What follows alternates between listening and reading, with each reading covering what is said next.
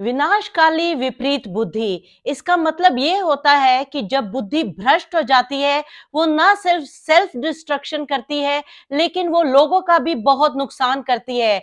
ऐसा ही हुआ एक ऐसी अभिनेत्री के साथ, जो वैसे तो काफी टैलेंटेड थी और एक बहुत अच्छी एक्ट्रेस भी थी, लेकिन उनके इन्हीं हरकतों ने उनको कहां से कहां पहुंचा दिया। इसी के बारे में ये वीडियो है आज की। एक्टिंग की दुनिया का सफर जितना ही मुश्किल था इनके लिए, उतना ही असंभव भी लगता था, लेकिन सब चीजों के बावजूद वो एक अच्छी एक्ट्रेस ही नहीं बनी, उन्होंने कई अवार्ड्स भी जीते और काफी फिल्में ऐसी भी करी, एक नहीं कई सारी, जो कि अपने बलबूते पे थी और अपने सिंगल हैंडेडली अपने कंधों पे उस फिल्म को सुपर सक्सेसफुल भी किया। तो फिर ऐसा क्या हुआ कि इतनी ऊंचाइयां छूकर अपना करियर खुद ही अपने हाथों से बर्बाद करना शुरू कर दिया और ऑडियंस ने खो दी एक अच्छी एक्ट्रेस और उसकी जगह आज की डेट में मिली निहायती जिद्दी, ओवर कॉन्फिडेंट और जरूरत से ज्यादा बोलने वाली इग्नोरेंट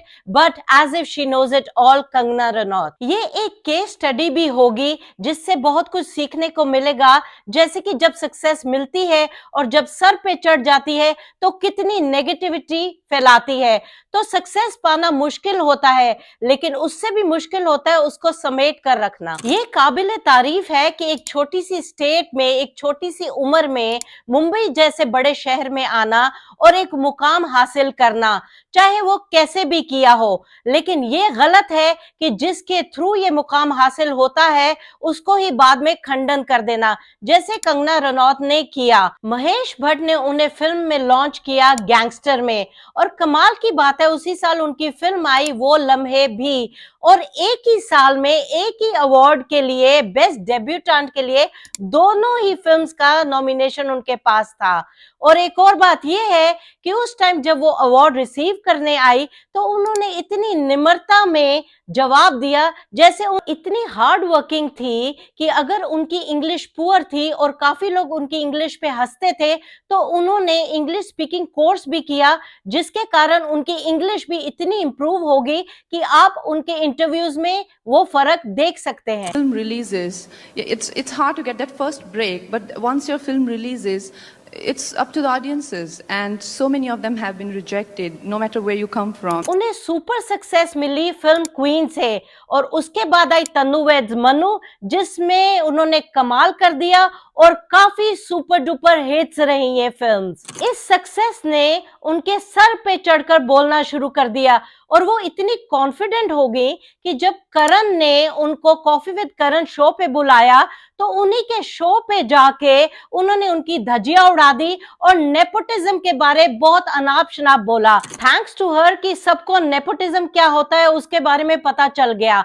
लेकिन इसी बारे में पूजा भट्ट ने इनको खंडन कर दिया और एक ट्वीट किया कि उन्होंने जब इसको लॉन्च किया था तो नेपोटिज्म थोड़ी थी, उन्होंने कई ऐसे किड्स को लॉन्च किया है जो कि इस इंडस्ट्री से नहीं थे और वो इसका सबसे बड़ा एग्जाम्पल थी। और कंगना रनौत ने इसका खरा खोटा जवाब दिया अगले ट्वीट में कि महेश भट्ट और मुकेश भट्ट सबसे फ्री काम करवाते हैं, इसीलिए न्यू कमर्स को लॉन्च करते हैं। आप खुद ही ये ट्वीट पढ़ लीजिए। इन सब के बावजूद ऑडियंस कंगना के साथ रिलेट कर रहे थे, क्योंकि कंगना की बातों में काफी सच्चाई थी।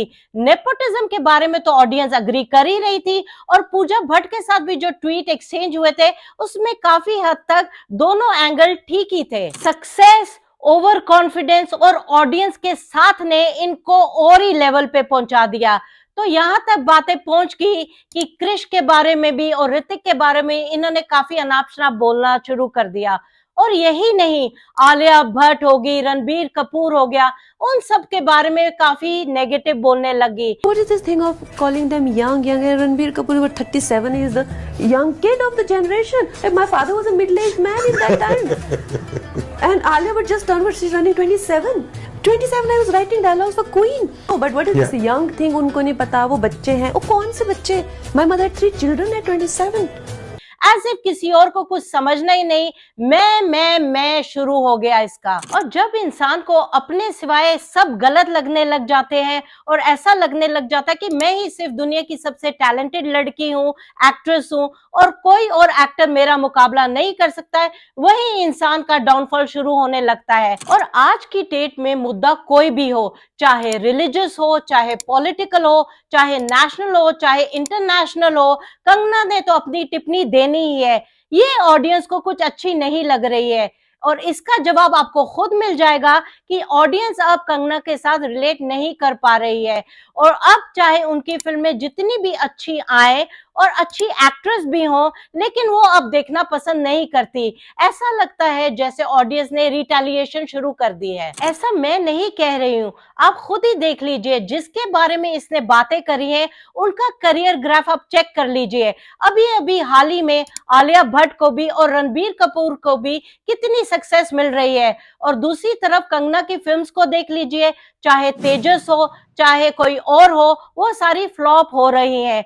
और अब एक और फिल्म उनकी आने वाली है जो इंदिरा गांधी की इमरजेंसी पे बेस्ड है, इमरजेंसी, उसका भी हशर नजदीक ही है, हम देख ही पाएंगे क्या होगा। प्रॉब्लम ये है कि कंगना जो भी फिल्म करती है वो सोचती है वो वही है। अगर उसने क्वीन करी तो वो सोचने लगी कि मैं क्वीन हूं, और अगर अब इंदिरा गांधी करने वाली है तो वो सोच रही है मैं ही प्राइम मिनिस्टर हूं और सारी दुनिया का ठेका तो मैंने ही ले रखा है और मुझसे ज्यादा किसी को कुछ नहीं पता। और अनाप शनाप बोलती रहती है, कभी इसके बारे में कभी उसके बारे में, जो ऑडियंस के साथ अच्छा नहीं जा रहा। मैं इस वीडियो से हेट नहीं फैलाना चाहती, मैं सिर्फ फैक्ट स्टेट करना चाहती हूँ कि वो मैं समझती हूँ मेरी ड्यूटी है, और मैं चाहती हूँ कि आप इन फैक्ट्स को समझें।